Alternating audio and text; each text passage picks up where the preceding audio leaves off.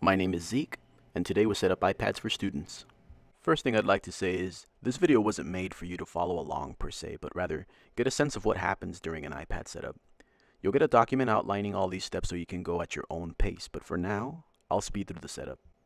Be sure you have your iPad, a paper with your email address and a password, and the step-by-step instructions that I'm about to follow. When you first get an iPad, it might look like this, or it might already be at the main screen. Both scenarios are fine, but mine just happens to be at the setup screen still, so I'm gonna go through it. So to begin, I just swipe to the right. Then I pick English and United States, of course. For Wi-Fi, I'm choosing students. Then I wait a second for it to load. Then on the top right for configuration, I just click next.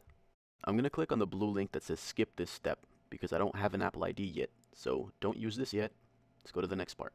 I'm gonna skip adding the passcode unless you're the student, so if you are, go ahead and add a passcode. If not, skip and click continue.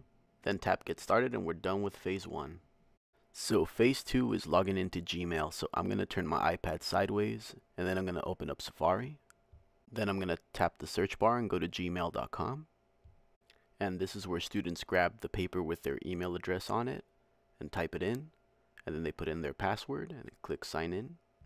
Then they tap I accept. Now here you create your new password. Just make sure it's got some numbers, make sure it's got some capital letters, and make sure you don't forget it. Then when you're done, go ahead and click change password.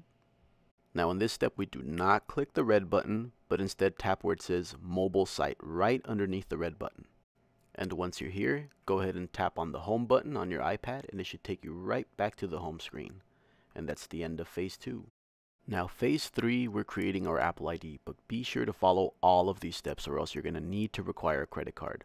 So here I'm opening up the App Store. Then once it loads, I search for Gmail. Once I see Gmail, I'm going to tap get and install. Then I want to create a new Apple ID. Click next. Then I scroll all the way down and agree to the terms and conditions.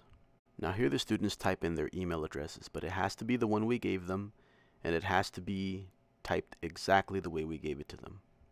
Then they create a password, and the password has to be strong, and it has to have numbers and capital letters, and it has to be something that they don't forget.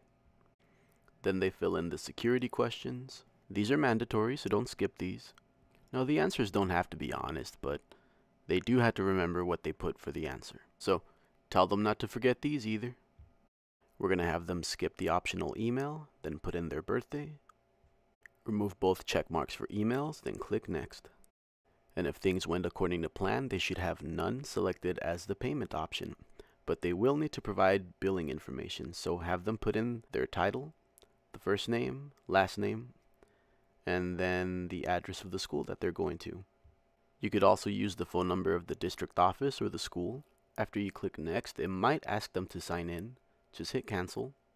Once it asks you to verify your account, click the home button on your iPad, and we're going to open up Safari again. Now you should see an email from Apple, so go ahead and open that up, and then click verify now. Now here students type in their email address and the password that they just created for their Apple ID, and then they're going to click verify address. And if everything goes smooth, their email should show up as verified. Then we got to go back to the App Store, and it's going to ask for the password. Put that in, put OK, and if all goes well, the app should start downloading. If it doesn't do it automatically, go ahead and click install. Then I like to have the students open up Gmail and set up their email accounts to it. Once they sign in, they click OK, then they go to their inbox, and Gmail is all set. Then I like to have them go into the settings and change the name of the iPad to their own name. Then lastly, I have them go to the iCloud section and log in using their Apple ID that they just created, and then click sign in. Agree to the terms and conditions once they pop up. Merge with iCloud, then wait a second, then click OK, and that's it. If one of these steps doesn't work as planned, just send them to one of the techs and we'll help them out the best we can. Thank you for watching.